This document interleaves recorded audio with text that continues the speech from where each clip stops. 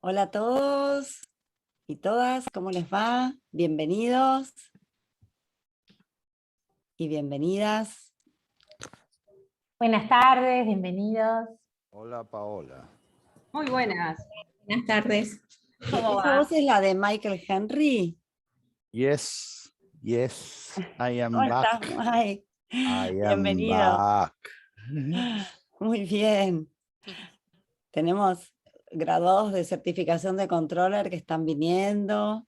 Muy bien, Mike, muchas gracias por sumarte, alumni de San Andrés. Bueno, gente, ya estamos ahí activando. Los que quieran activar cámara lo pueden hacer. Sí, lamento mi cámara no funciona, pero bueno. No hay problema, Mike, no hay problema. Mientras puedas vernos y escucharnos a nosotros, está muy bien. Bueno, en aras de la puntualidad de todo este grupo y para aprovechar lo más que podamos este tiempo, vamos a dar por comenzado formalmente este encuentro. Bienvenidos y bienvenidas a este nuevo ciclo de autores. Este es nuestro primer encuentro del año 2022. Quien les habla es Paula Bianchi, algunos me conocen, directora de gestión de conocimiento del área de educación ejecutiva, y los voy a estar acompañando durante este encuentro.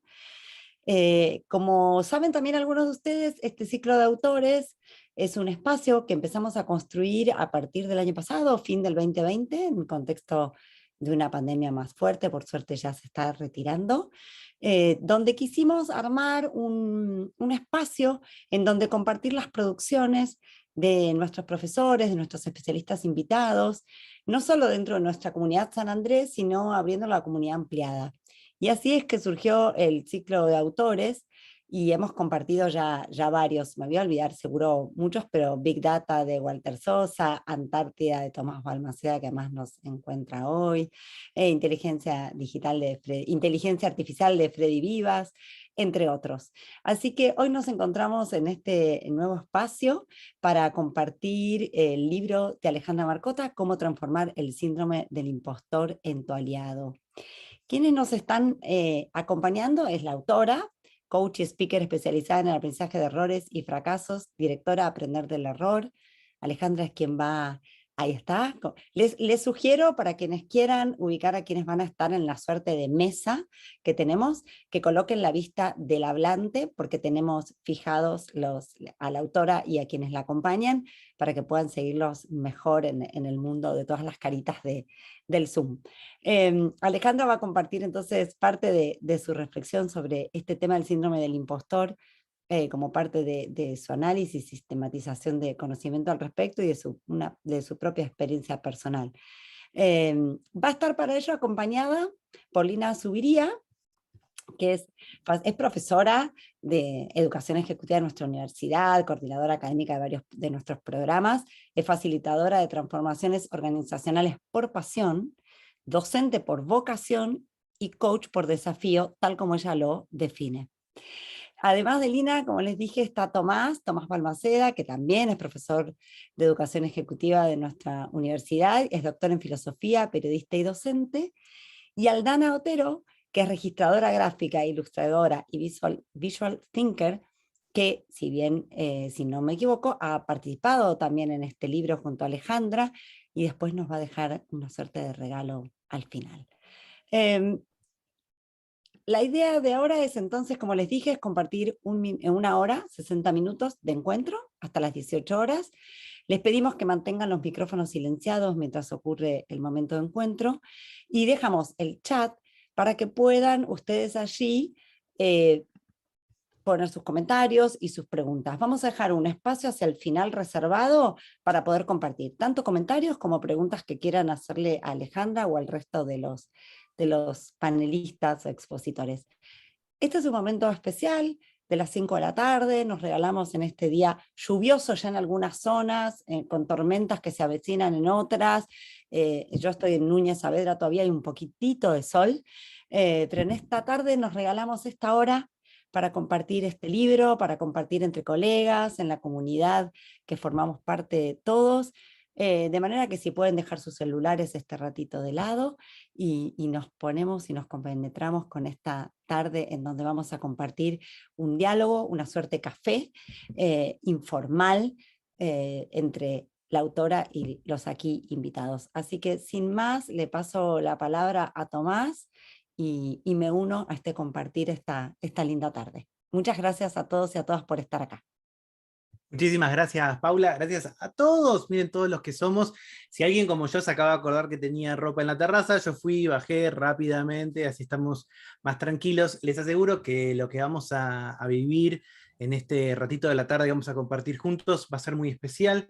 Estamos frente a una obra, un libro que mezcla un tema, es raro, es un tema que está en boca de todos, que si uno lo googlea encuentra cientos de miles de resultados, y hay notas, y hay encuentros, y hay charlas, y hay workshops, pero faltaba una obra que lo pudiera justamente condensar, que pudiera presentarlo de una manera atractiva, y que van a ver, y si no la conocen a Ale, la van a descubrir hoy. Está también atravesada por la propia experiencia. Nuestra propuesta para hoy es justamente eso, poder hablar sobre este fenómeno tan especial, que ahora seguramente Ale nos cuenta un poco más, pero sobre todo poder también abrir un poquito nuestro corazón, nuestras expectativas, nuestras propias inseguridades, la manera en la que muchas veces nos sentimos frente a distintos desafíos que a lo largo de la tarde de hoy vamos a descubrir que no son estrictamente laborales, sino que, como todo en la vida, los límites son difusos. Está acá Lina, con la que compartimos esta visión de que no siempre es útil pensar en una herramienta o en un abordaje o en una ideología solamente para el trabajo y otra para la vida, otra para la pareja. Somos seres humanos, tenemos múltiples aspectos en nuestro cotidiano, y justamente en todos esos este síndrome puede aparecer, así que para mí es un placer y un honor poder dialogar con Ale. Y lo primero que me intrigue y que me encantaría, de meramente curioso, saber, Ale, es, bueno, ¿qué es lo que te movilizó a escribir este libro? Bueno, gracias Tomás, gracias por toda esta intro, a Paula, a todos por sumarse. Ay, este es un tema que me ha atravesado, como bien vos decías, ¿no? Desde lo personal primero y después lo volqué a lo profesional. Yo diría que si vamos a lo concreto, ¿qué me inspiró a escribirlo? Creo que el detonante fue la pandemia, ese momento en donde vi que necesitábamos reinventarnos, y no a veces por opción, sino porque no había otra, ¿no? Había muchas personas encontrándose ante nuevos desafíos, que se habían quedado sin trabajo, que ya el trabajo que hacían no lo podían continuar de la misma forma. Y el síndrome del impostor, digo, quizás quienes están acá no todos lo conocen, pero muy rapidito tiene que ver con esta idea de que somos un fraude, de que no estamos a la altura de las circunstancias, de que no somos lo suficientemente competentes y que en algún momento alguien se va a dar cuenta. Así que me imagino, acá hay más de 100 personas, yo creo que 70, 80, y quién dice, los más de 100, en algún momento se han sentido así. Y vos me preguntabas como qué me inspiró. Yo este tema lo empecé a sentir muy, muy patente en la facultad, en mi anterior vida, digo siempre, ¿no? Cuando estaba estudiando para contadora, y ahí me sentía siempre, no importa qué nota tan alta tuviera, que igual estaba, en cualquier momento se iban a dar cuenta que yo no era tan buena como parecía y demás. Y eso, a lo largo de los años, me fue dando vueltas en la cabeza, pero no tenía un nombre, hasta que cuando empecé a estudiar coaching, ahí le pude poner un nombre, sobre todo porque yo quería dar un salto de carrera y veía que no había forma, había algún obstáculo. Y ahí me encontré con el perfeccionismo, me encontré con el síndrome del impostor. Y después, eso que empecé a trabajar en lo personal, se volcó a lo profesional. Y empezó a enganchar muy bien con aprender del error, que es lo que vengo trabajando hace tantos años. Y sabes que ahí empezaba a dar las charlas y de repente surgía el miedo a fracasar, el miedo a equivocarse, y aparecía la idea de que somos un fraude, y había un montón de personas haciendo así, estoy hablando en lo presencial, haciendo como, sí, me pasa. Entonces, después, como te decía, cuando empezó todo este tema de la pandemia y de la reconversión, ahí dije, bueno, vamos a ponerlo en un taller para cualquier persona, no solamente para las organizaciones. Y había escrito un artículo en LinkedIn sobre el síndrome del impostor y las mujeres. O sea, particularmente había tomado eso y vi que tuvo como mucha recepción. Entonces después empecé a ese escrito que tenía a agregarle información, y dije, bueno, esto lo voy a hacer un ebook para los talleres. Y después, al final era mucho, ya tenía como más de 100 hojas, y ahí fue, bueno, esto en realidad debería ser un libro, ¿no? Pero creo que la movilización interna de darle ese impulso final tuvo que ver con esto de la reconversión y el impedimento que puede ser que nos sintamos un fraude y que creamos que no somos suficientes para encarar los cambios. Y ahí, hola a todos, hola Ale, gracias Hola, por Lina. invitarme a ser parte de esta mesa. Y mientras que te escuchaba resonaba con esto de que seguramente a todos los que estamos aquí en la sala nos pasó que la pandemia al menos nos obligó a parar la pelota, ¿no?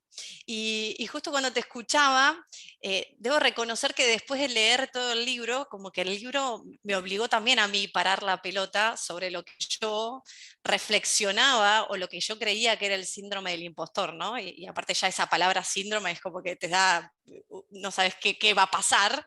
Y cuando te escuchaba con esto de la pandemia que te movilizó a escribir, y particularmente te cuento que cuando leí el libro, que amé que este libro tenga los espacios para escribir, porque yo soy una de las que escribe los libros, así que amé estos espacios donde nos haces preguntas y te permite escribir ahí y volver a reformularlo, así que eso lo disfruté mucho y me hizo mucho de pasar las cosas por el cuerpo, ¿no? Nosotros desde el coaching decimos que no hay movilización si no lo pasamos por el cuerpo.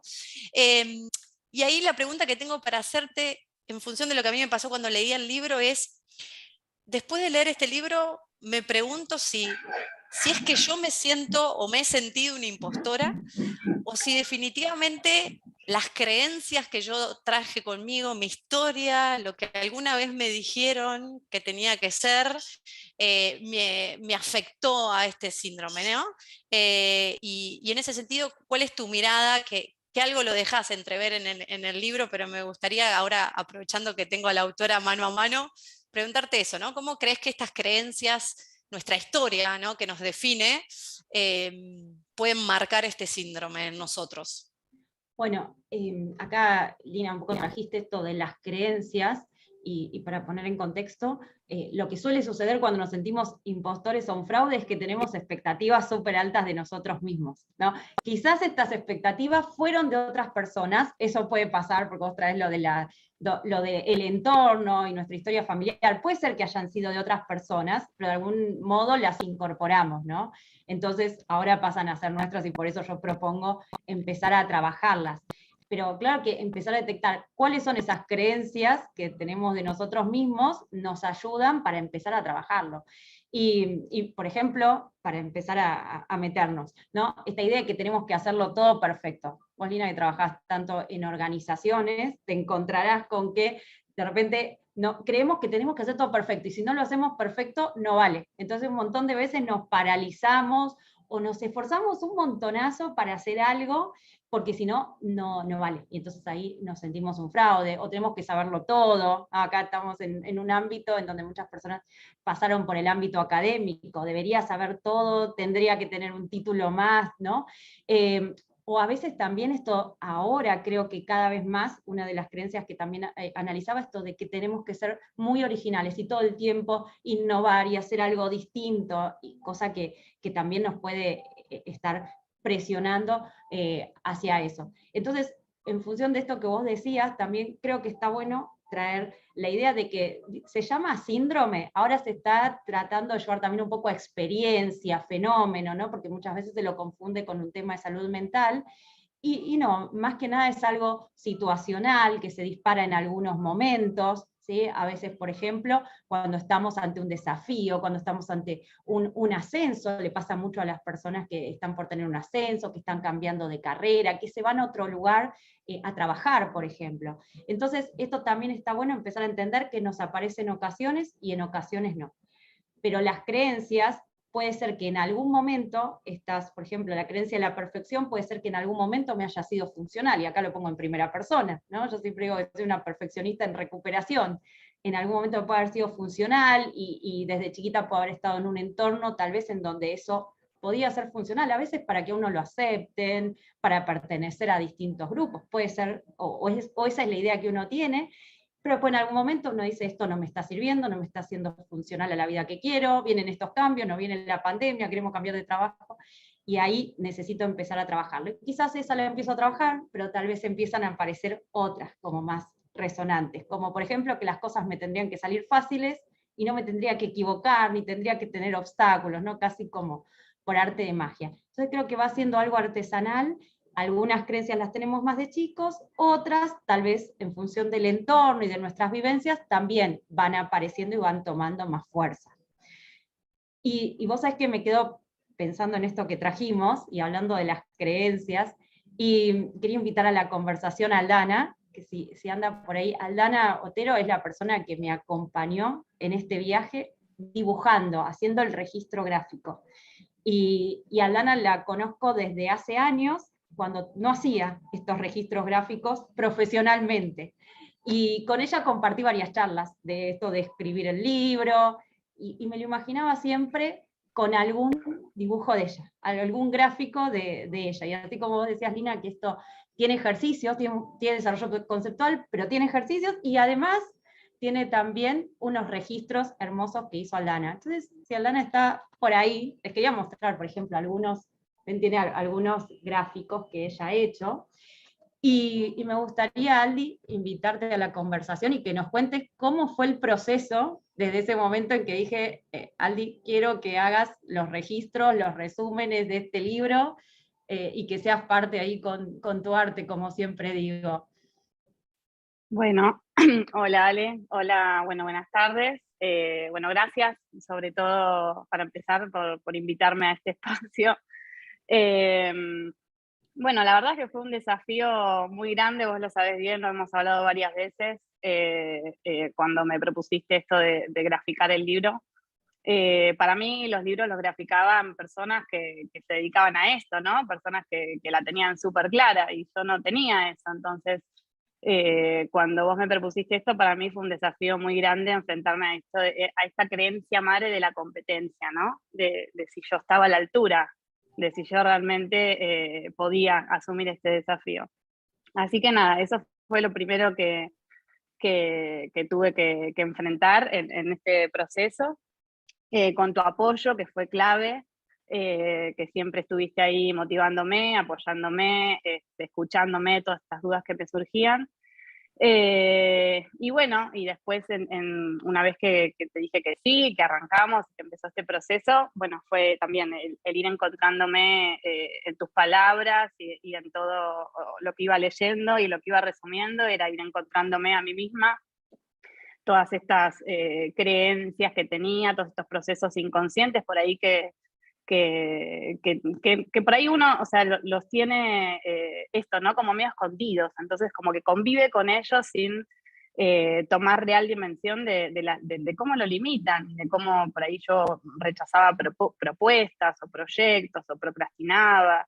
Y bueno, o sea, todo el proceso de ir leyendo el libro me fue acompañando, digamos, en ese proceso personal, para ir encontrando, digamos, distintas estrategias que me fui apropiando para poder hacerle frente a este desafío, ¿no? Y para convertir en aliado a este síndrome del impostor, que bueno, yo creo que bueno, un poco como lo que planteas vos, esto de no se trata de luchar por ahí contra el síndrome, que hay que curar un síndrome, sino que más bien esto de traerlo a la conciencia y de ver de qué forma estos procesos los hacemos, entonces tener estrategias y herramientas como para poder bueno, hacer cosas diferentes, ¿no?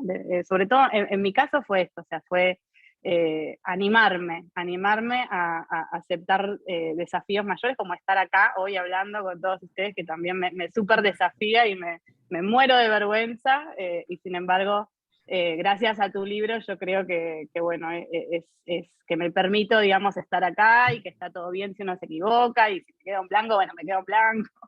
O sea, digamos, es parte también de esto, abrazar la vulnerabilidad y el aceptarnos así como somos, ¿no? Y humanos, y nos equivocamos, y no pasa nada. Así que bueno, nada, súper agradecida con tu invitación y con todo este apoyo también este tiempo de cómo me fuiste acompañando, digamos, para que no, bueno, nada, para que lo pudiese hacer realmente. Así que bueno, eso. Aldi, y una consulta. Después ya van a ver cuando tengamos un regalito de ella, lo que hace es impresionante.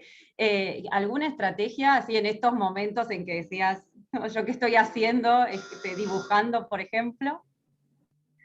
Sí, tengo una estrategia que me armé, que es divertida porque, o sea, cuando cada vez que me enfrento, digamos, a uno de estos proyectos o alguna de estas propuestas, instantáneamente se me vienen todas esas vocecitas que te dicen, bueno, que no te va a salir, que no le va a gustar, que no va a quedar bien, o sea, eso como que siempre ahí se dispara, ¿no?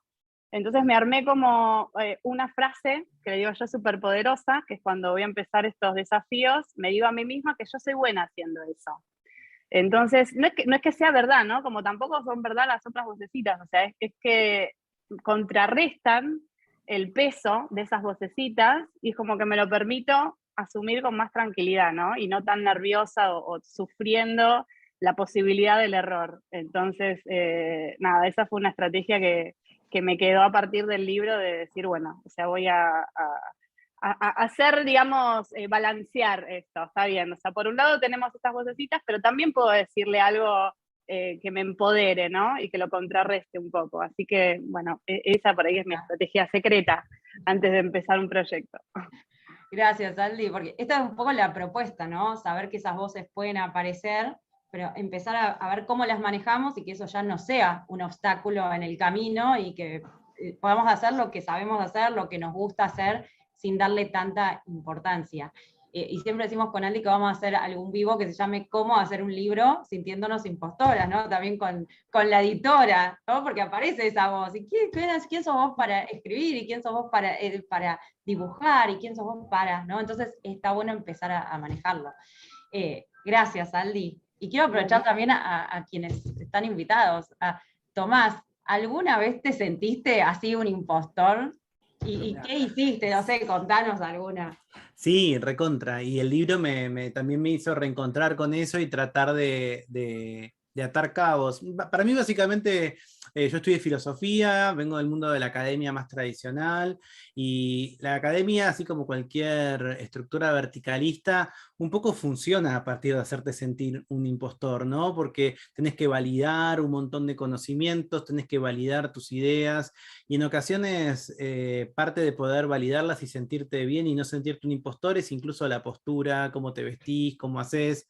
Yo tengo 41 años y empecé en el mundo de la filosofía a finales de la década del 90, del 2000, y yo siempre estuve afuera del closet, siempre fui gay, y hoy quizás es más común decir que uno es gay, pero en ese momento era más raro, no había ninguna de las leyes que contamos hoy, y yo sentía que por un lado no era el filósofo tradicional, porque siempre me vestí distinto o tenía un corte de pelo distinto, y por otro lado también no tenía vergüenza en aparecer con mi novio o a contar alguna cosa de las que me gustaban o que yo tenía, y muchas veces siento que me sentí un impostor al pensar que, bueno, digamos, esas inseguridades hacían que yo me las creyera, ¿no? Y que hoy con el tiempo, que quizás ahora yo tengo mis propios becarios o veo cómo es esa estructura, me doy cuenta que, bueno, esos mitos, no sé, en la filosofía está el mito de que, bueno, en tu década del 40 escribís tu gran obra. Y en realidad es solamente una idea para mantenerte hasta los 40 pendiente de algo y a partir de cumplir 40, ansioso hasta que cumplís 50 y supongo que te sentís fracasado y sigue tu vida. Así que eso me pasó. Y lo otro que un poco me sirvió tu libro como una suerte de terapia, no lo hablé todavía con mi mamá, fue que mi mamá, y yo creo que mucha gente de mi generación también, nos crió con esta idea de la modestia, ¿no? Y que realmente sacar chapa o enorgullecerse o contar públicamente que uno era bueno en algo era muy mal visto, ¿no?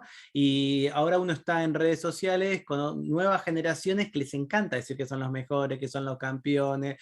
Uno va a LinkedIn y nadie es empleado, todos son CEOs, todos cuentan las cosas increíbles, hicieron 500 certificaciones, y yo a veces me siento ajeno a eso, creo un poco por mi educación. Entonces, supongo que me voy a pelear con mi mamá por culpa tuya, Ale, pero creo que también es un síndrome del impostor cuando uno tuvo cierto contexto a la hora de marcar sus propias habilidades y sus propios talentos y no mostrarlos, porque eso para mí siempre fue una marca incluso de buena educación o de cortesía, y nos enfrentamos ahora con nuevas generaciones que quizás son mucho más expresivas con eso, y en un ambiente como las redes sociales, en donde todo el mundo muestra la cara contenta y no la cara feliz, y estoy seguro que un vivo de ustedes dos diciendo nos sentimos impostoras va a ser muy poderoso, porque en general todos los vivos que vos ves son, bueno, son las 7 de la mañana, acabo de comer 5 cosas fit, hice 4000 abdominales, ahora me levanto, mañana viajo, y vos decís, ¿en qué momento? Tipo, vos capaz te levantás con ojeras, tipo,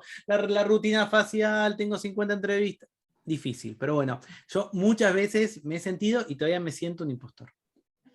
Gracias, Tomás. Sabes que estos temas que trajiste, ¿no? La modestia y además la exposición alta que hay ahora en redes, como que todo el mundo la pasa bien y es exitoso, exitosa, entre comillas, ¿no? Es algo que además nos confronta mucho con esta idea del impostor. Primero porque la modestia hace que nosotros no podamos reconocer nuestros logros. Es como, me da vergüenza, ¿cómo voy a reconocer algo que hice, que logré? Mirá si voy a decir. No, mejor me lo guardo. Entonces, reconocemos todo lo que nos falta, pero no lo que hicimos y lo que tenemos. Entonces, culturalmente ha sido todo un tema, el de la modestia. Y esto de ver siempre las fotos del éxito, de los logros, ¿no? Como podríamos decir éxito entre comillas, también hablaba Marina ahí en el chat sobre las comparaciones. Entonces siempre nos comparamos contra una foto que no muestra el lado B.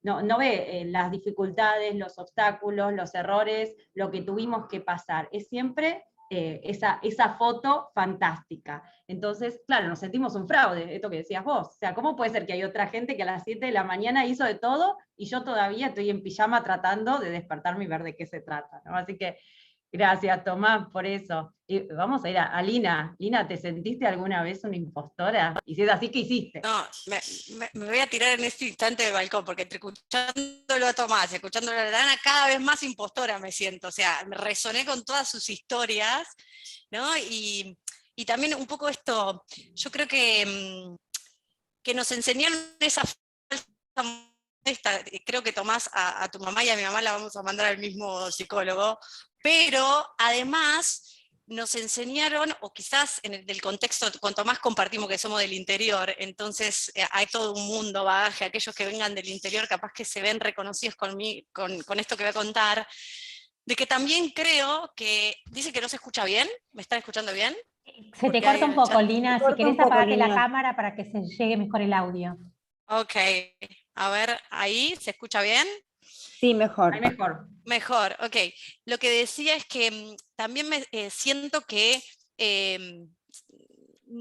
nos costó mucho, o al menos a mi generación, el poder entender lo que era tener coraje a la hora de tomar acciones, ¿no? A veces esto de cómo llevar adelante una acción y el ser corajudo en el campo a veces se confundía de alguna manera como que te tenés que tirar a una pileta vacía, ¿no?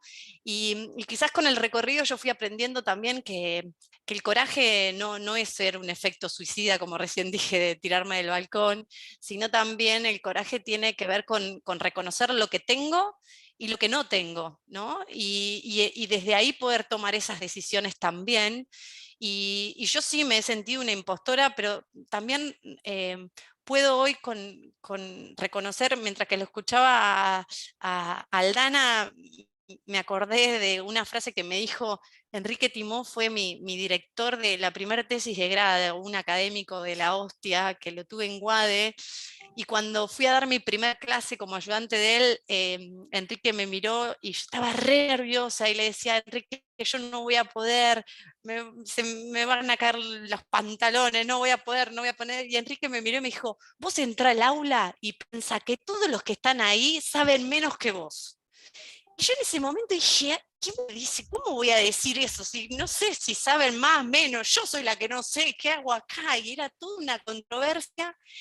Y con el tiempo, después de mucho tiempo, y ahí sí quizás acercándome a los procesos de transformación que primero viví yo y después acompaño, aprendí a darme cuenta que las personas no somos lo que hacemos, somos lo que pensamos. ¿no? Entonces cuando yo pienso de que sé menos que el resto, que voy a fallar, que soy un fracaso, que se van a dar cuenta, o cuando pienso que, como recién decía Sale, que no nos valoramos, pero tampoco hasta nos permitimos recibir elogios, ¿no? Cuando alguien te está elogiando, muchas veces a mí me pasaba de recibir elogios y decir, atrás algo me va a decir, no todo tan lindo no puede ser. Ahí también me sentí una impostora, ¿no? Aún recibiendo de jefes que he tenido el mejor feedback, o de compañeros o de colegas, y decir, algo raro acá atrás hay. Y creo que es un ejercicio esto de aprender a pensarnos distinto, ¿no? Ni mejor ni peor a lo que venimos siendo, pero sí pensarnos distinto para poder declarar distinto y en función de eso terminar haciendo algo distinto. Así que definitivamente sí me he sentido un fraude, una impostora en muchos de mis ambientes, pero creo y resueno con lo que vos, las estrategias que das, Ale, en tu libro, de quizás también empezar por eso, ¿no? Por cambiar ese mindset. Gracias, Lina. Y hago acá un comentario. Esto de los elogios es muy característico de sentirse un impostor o una impostora, porque muchas veces las personas piensan, no, pero me está diciendo que estuvo bueno porque es amable, porque me quiere, porque no quiere que me sienta mal. Y en realidad las personas están diciendo porque estuvo buenísimo, te esforzaste un montón.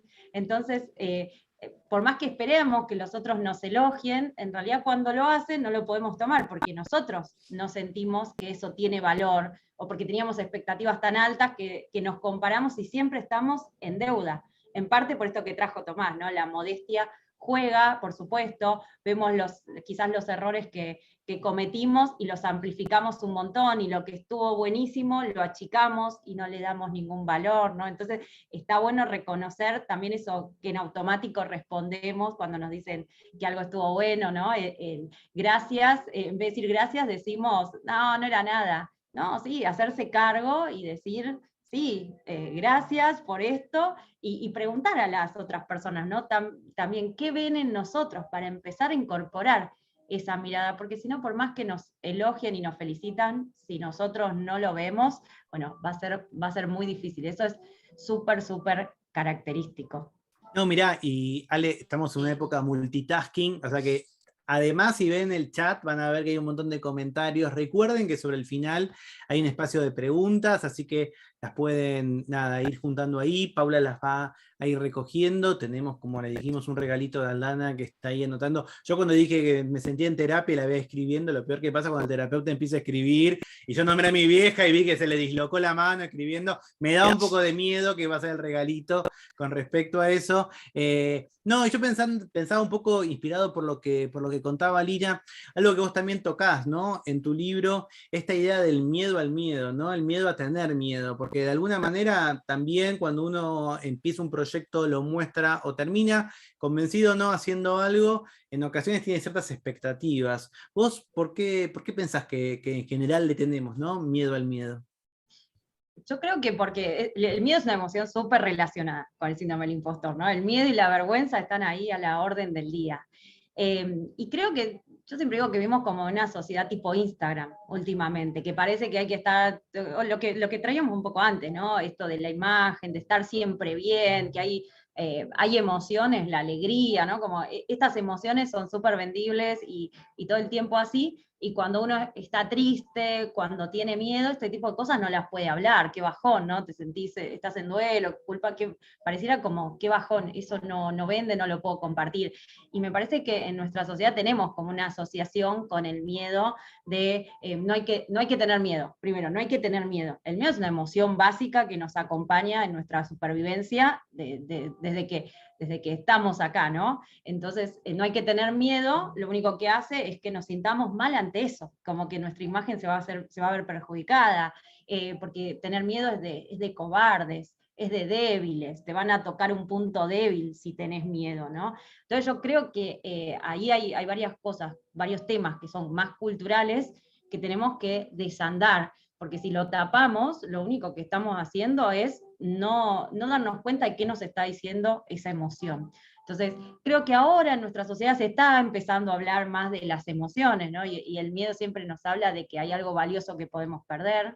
Y entonces imagínate, abrirte y decir, quizás siento que no tengo estos recursos, por ejemplo, no tengo el conocimiento para hacer esto, o creo que voy a perder además algo, porque siento que no tengo recursos y que voy a perder algo valioso para mí.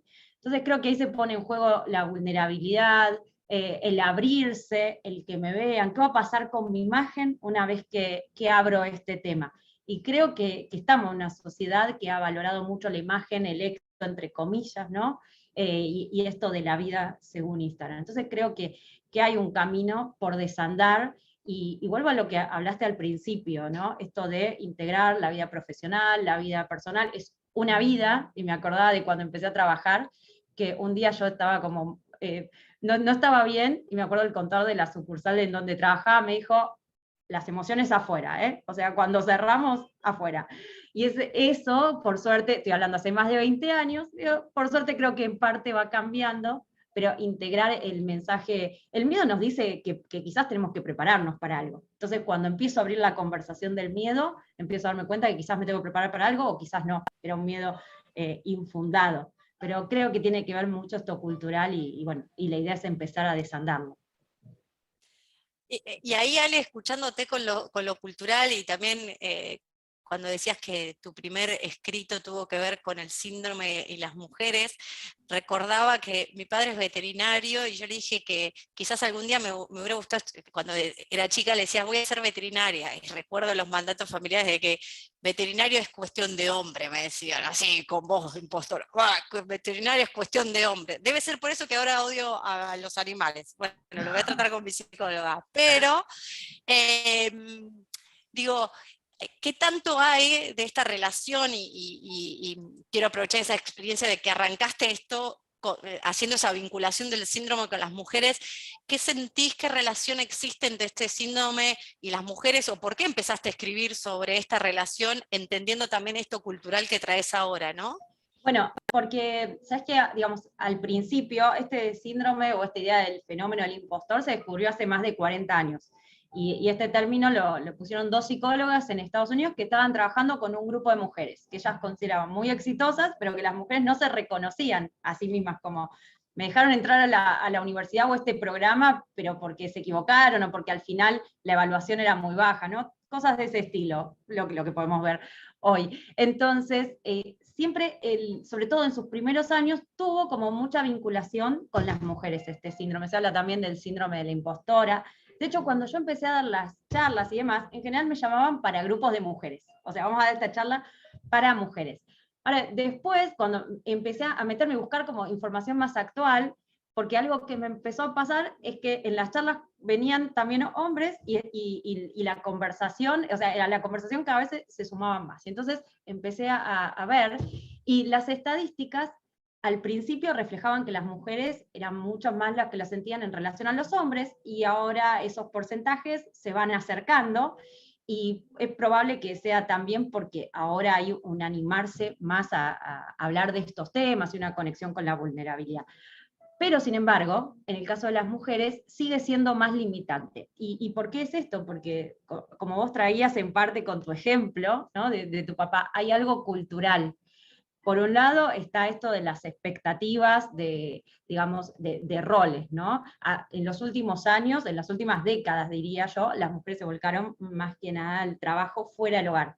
Pero antes es como que los roles esperados tenían que ver con el hogar. Entonces, también desde lo profesional, esto llevó a que en determinados lugares uno sienta, este no es mi lugar. O sea, yo no me imaginaba que iba a estar en este espacio, y que esto podría ser mío, ¿no? Ahora, también, por ejemplo, está lo que decía Tomás, de la modestia. Y la modestia ha sido, digamos, durante años como una virtud, y lo voy a poner entre comillas, femenina, ¿no? Las mujeres modestas es como lo femenino. Entonces, eso también, ¿no? El hecho de cómo vas a estar quizás contando, gritando, diciendo a viva voz lo que hiciste, lo que lograste, ¿no? Hay que ser modesta. Y eso que ha sido tan cultural también nos impide conectar, o también cuando, no sé, hay un puesto y decir, sí, yo, porque yo hice esto, lo otro y lo otro. Eso en general no lo tenemos tan incorporado, pero porque es algo que desde chicas, quizás también desde la educación y demás, no ha sido incentivado, ¿no? Esto no es natural, digo, es cultural. También hay algo que me pareció súper interesante cuando empecé a escribir, sobre todo el apéndice que hay en el libro, del tema sobre la capacidad y la capacidad intelectual de las mujeres, ¿no? Esto de los estereotipos que nos acompaña desde hace tanto tiempo, en donde se supone que los hombres tendrían a ser más racionales, objetivos, y las mujeres más emocionales, ¿no? Más subjetivas. Entonces hay toda una conformación que hace que, no sé si a alguien le suena, pero quizás ante un problema, ante un tema matemático, ante un determinado tema de datos, ¿no? Hay determinados ámbitos que eso es como para las mujeres no es tanto. Entonces, eso me parece que es súper importante, porque tiene que ver con cómo nos criamos. Aunque uno diga, no, eso a mí no me afecta, tiene que ver con una crianza, ¿no? Por eso, digo, también esto tiene que ver con que hay espacios en donde no estamos, ¿no? Diría distintos lugares de dirección, de matemática, en ciencia, hay lugares donde estamos muy, muy bajos representados.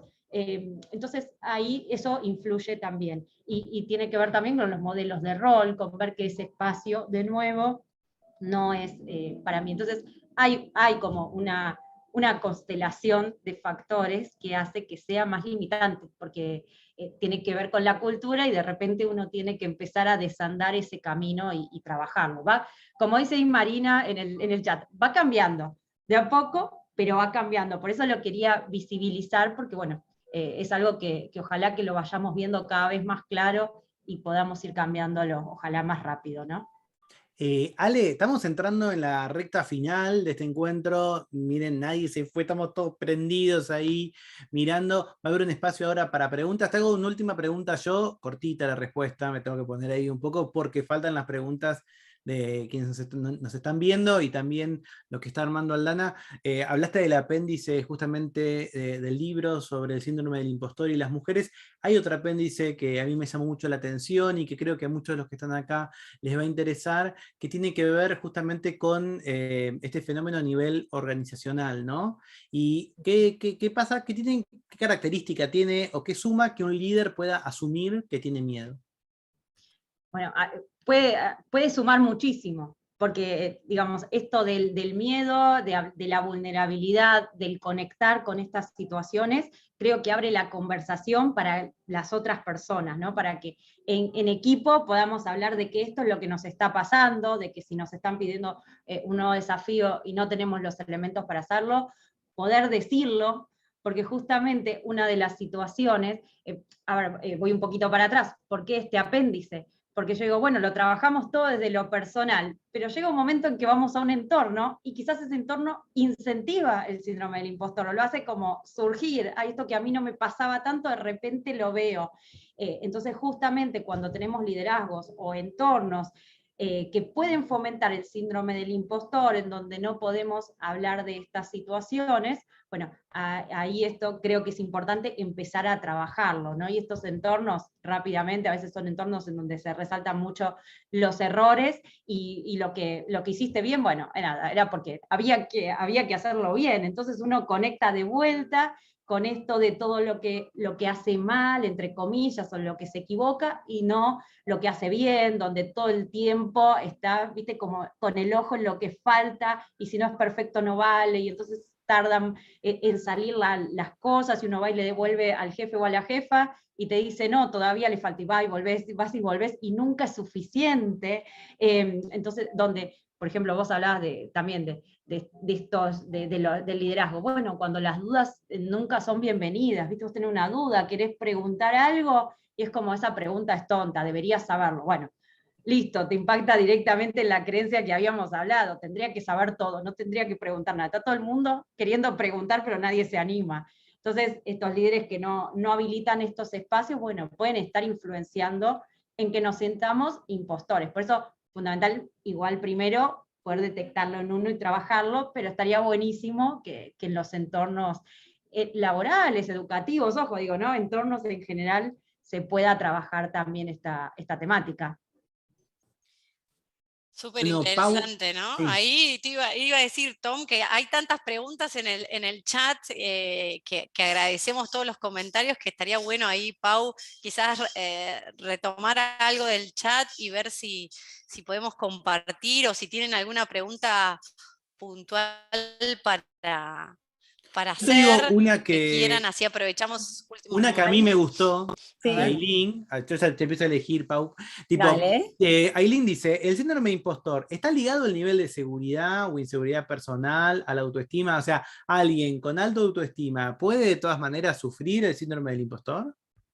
Sí, sabes que sobre eso estuve buscando bastante, ¿no? También como la vinculación desde la psicología. Yo claro que no soy psicóloga, soy coach, y estuve buscando esa vinculación. E incluso personas con una alta autoestima, ¿no? Como una buena autoestima, pueden sentirse en algún momento así. Quizás, por ejemplo, en momentos de mucha exposición, pero porque esto es más situacional. No es que yo todo el tiempo estoy sintiéndome un impostor, una impostora, sino que tiene que ver con situaciones particulares. Ojo, puede ser que alguien esté más tiempo, entonces ahí habría que trabajarlo desde otro lugar, ¿no? Pero puede ser que hay personas que tienen en general una alta autoestima, pero en determinadas situaciones le ofrecen un cargo, le dicen de ir a una reunión donde nunca pensó que estaría, o con personas que nunca estaría, y ante ese nuevo desafío o ante ese escenario impensado se sienten así. Entonces no tiene una vinculación tan directa. Perfecto. Tengo otra pregunta Dale. creo que es Michael Henry, o Michel Henry, hay un filósofo, Michel Henry, creo que es Michael este. Michael dice, que es algo que yo lo pensé mucho. Michael, vos me estás diciendo lo que yo pensé todo el fin de semana que estuve terminando el libro. Que es algo cierto, que el síndrome del impostor existe porque hay impostores. ¿Ok? Entonces él dice, ¿cómo no parecerse a todos los impostores que nos rodean? No sé si todos, pero hay un par que nos rodean, que son charlatanes, ¿no? Que hablan sin fundamentos, ¿no? Y si hay actividades en donde es necesario un impostor que sea perfecto, porque no se puede equivocar en lo que hace. Por ejemplo, uno podría decir que un cardiocirujano, no te equivoques, que el corazón es mío. O sea, ¿hay espacios en donde no hay lugar para impostores o en todos lugares uno podría sentir que es un impostor? Lo primero que trajo, esto de que hay personas que aparentan saber más de lo que saben y demás, es justamente lo contrario al síndrome del impostor, ¿no? Y eso también fue estudiado, pero entonces es otra situación en donde hay personas que lo hacen y vaya a saber por qué, o hay muchas que ni siquiera se dan cuenta de que no saben. Entonces tienen mayor seguridad en determinados momentos, que cuando uno va creciendo en ciertos niveles se da cuenta de que el universo que no sabe es enorme, ¿no? Entonces digamos que es justamente lo contrario, eso, digamos, lo primero. Y Tomás, perdón, repetime la última parte de la pregunta. La otra pregunta era, ¿hay espacios donde no hay impostores? Por ejemplo, entre cardiocirujanos, ¿no hay impostores o sí? A ver, si hay o no hay, yo no lo sé. Pero digo, sí quiero decir, imagino que en todos los ámbitos, sí quizás lo que traía esto de tal vez, que tiene que ver con la posibilidad de equivocarse, ¿no? Entonces, obviamente, quizás hay ámbitos en donde si nos equivocamos o si nos fallamos, eso, por ejemplo, puede afectar la vida de una persona, ¿no? Ahí nos estamos metiendo en otro ámbito. Ahora, digo, qué importante es en esos ámbitos en donde el riesgo que se corre es alto, por ejemplo, la pérdida de una vida, en otros, por supuesto, habrá en otras profesiones, qué importante es que se pueda hablar sobre eso, que si hay algo que está funcionando, que no está funcionando tan bien, que si tenés dudas, lo puedas poner sobre la mesa, y no que eso te lleve a cometer errores, ¿no? Que es algo que sucede, que uno, como se siente un impostor, o siente que no sabe lo suficiente, muchas veces no pone las dudas sobre la mesa, no dice, acá la verdad que me equivoqué, y no puedo traer ningún aprendizaje. Entonces digo, creo que somos humanos y que alguien no se equivoque, no falle, y ahí podríamos meternos en otra charla más vinculada con aprender el error, pero digo, yo diría que hoy casi es muy poco probable. El tema es qué hacemos con eso y qué condiciones previas favorecieron que se cometa un error de ese tipo, ¿no? Y bueno, y por supuesto, ¿qué voy a hacer después? Por eso hago tanto hincapié sobre los entornos. Muy bien. O sea, mientras Ahí- estamos... Sí, Lina, por favor. Sí, no, que chusmeé el chat un poquito así de todo lo que están escribiendo, que está buenísimo. Y me quedo con una pregunta súper concreta que me gustaría que le podamos contestar a Lucía y que entiendo que la mayoría también le va a servir. La pregunta es, ¿qué ejercicios recomiendan para trabajarlo a nivel laboral? O sea, ¿cómo Primero comprar el arrancamos, libro. Ale, a trabajar? Primer ejercicio, comprar el Que ahí libro. están las claves. Primer Pero ejercicio. ¿cómo Otros arrancamos a ejercicios. trabajar este síndrome en los equipos de trabajo? Mirá, Lina, yo acá lo que siempre digo es primero ponerle nombre, o sea, reconocerlo. Lo que suele pasar es que la mayoría de las personas pasan por esto sin saber, entonces es la verdad, ¿no? Esto que había traído Aldana en un principio, esta frase que me digo, que nos decimos, esto que pasa, creemos que es la verdad.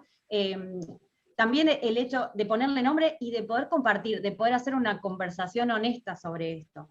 Porque yo en la medida en que me siento una impostora, voy a estar sintiéndome como que no soy suficiente, y como decía antes, no me animo a hacer preguntas, no me animo a dar opiniones. Entonces, poder compartir esto, ponerlo sobre la mesa, para lo cual se necesita un cierto entorno de confianza, ¿no?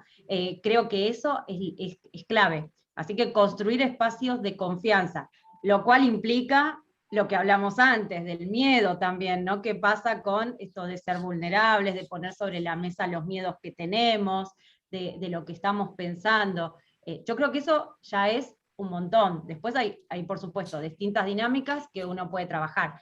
Me parece clave que quienes lideran también tengan un conocimiento, un autoconocimiento de la autoexigencia que tienen y de la exigencia para con otros. El trabajo sobre el reconocimiento, porque acá digo, más allá de quienes lideran o no, yo como integrante de un equipo, reconozco las cosas que hace la otra persona, trabajo con ella para reconocerlo, o solamente estoy poniendo el ojo en lo que falta, en lo que se equivoca, las estoy etiquetando, el trabajo sobre las etiquetas, ¿no? ¿Vieron cuando decimos esa persona es tal cosa y uno ya la etiquetó?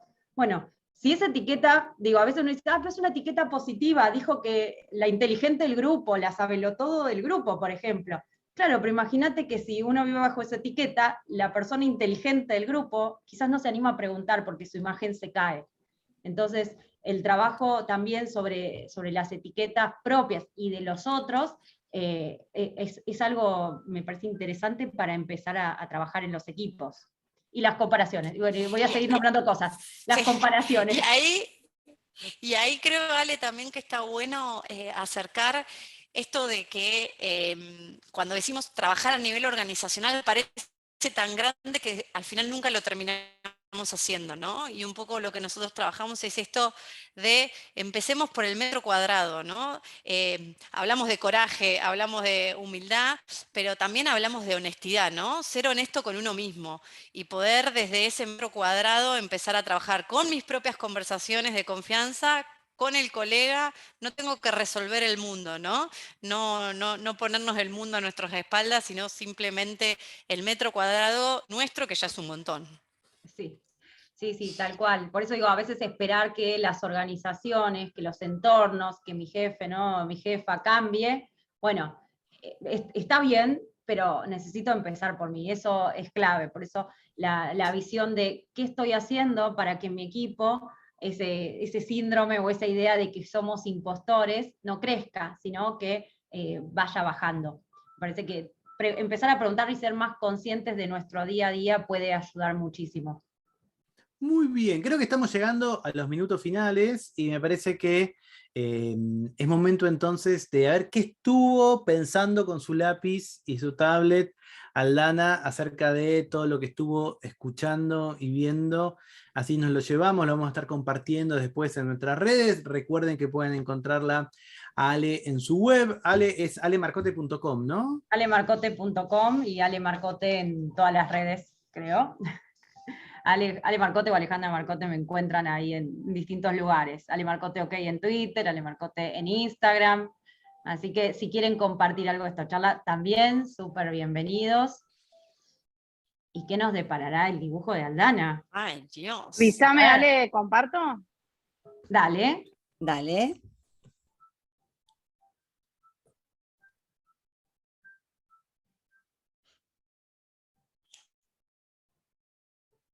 Siempre hay un poquito de emoción, de tensión, ese momento como los más viejitos van a saber, feliz domingo, entra o no entra la llave. Ahí va apareciendo. Ahí va Los apareciendo. millennials no saben de ¡Epa! ¡Epa! Espectacular. Gracias, Wow. Aldi, por captar toda esta conversación y la esencia con su arte de este recorrido. Bueno, después van a recibir ahí un regalito de este trabajo que también estuvo haciendo Aldana tan generosamente para con nosotros. Y como hay que ir cerrando, yo ante todo les quiero agradecer un montón al espacio, a programas ejecutivos, a la Universidad San Andrés, Tomás, Lina, que se sumaron a este espacio a compartir, que se leyeron el libro, y Aldana, que por supuesto me acompañó en este viaje con este arte maravilloso. Y espero que esto les haya servido, que siempre en la medida en que nos encontramos con un desafío, que estamos ante esta idea de que no somos suficientes, de que somos un fraude, de que no estamos a la altura, de que tenemos mucho miedo a equivocarnos, porque entonces sí se va a confirmar que, que no servíamos para esto, que podamos reconectar con nuestro valor, con las cosas que hicimos, con la experiencia que tenemos, con todo nuestro recorrido, con lo que logramos, que nos llevó hasta acá, y también podamos reconectar con esta idea de que, que si nos equivocamos, si fallamos, ¿no? Es parte de esta experiencia que tenemos en la vida, de esta vida que es un proceso, y que no por eso somos un fraude, y que además somos quienes somos gracias a toda esa experiencia. Así que yo quiero agradecer muchísimo por este espacio compartido, y bueno, si quienes están en este panel quieren compartir algo más, súper bienvenido y agradecida de corazón por el espacio. Bravísimo. Nada, Gracias, feliz de estar Ale. acá y creo que todos estamos muy motivados para empezar a examinarnos y seguir Ya investigando. salir. Lo podemos subastar, Tomás, creo que nos llenamos de plata. Si subastamos el nuestro, mirá, está ahí, Es hay verdad. muchos chats que ya compraron, está buenísimo, síganla. Y en esto de Ale, también tiene en su web un montón de material que acompaña este síndrome del impostor, y me parece que dentro de eso, de la humildad de ustedes haber tomado el tiempo, una hora de su tiempo para ir a escuchar este libro, tiene que ver con también esta capacidad de crear redes, y que esto no son recetas, ¿no, Ale? Sino simplemente son caminos que acercamos, y la charla tuvo que ver con eso, con acercar caminos, así que ahora queda una gran comunidad de 100 personas. Muchísimas gracias a todos y a todas. Como les adelantamos, va a estar grabada esta conversación en el canal de YouTube de Educación Ejecutiva. Van a recibir el link en el mail junto con este regalo de Aldana tan bonito para que lo podamos explorar con tranquilidad, porque me parece que hay un montón de cosas que ella volcó ahí y que vale la pena volverlas a caminar más tranquilamente. Así que pronto les va a llegar por mail todo este material, y nos vemos en el próximo ciclo de autores por las diferentes actividades que tenemos como universidad. Muchas gracias por participar, y si el equipo UDESA se quiere quedar 5 minutos mientras despedimos a la gente, genial. Chau, chau. Muchas gracias. Chao.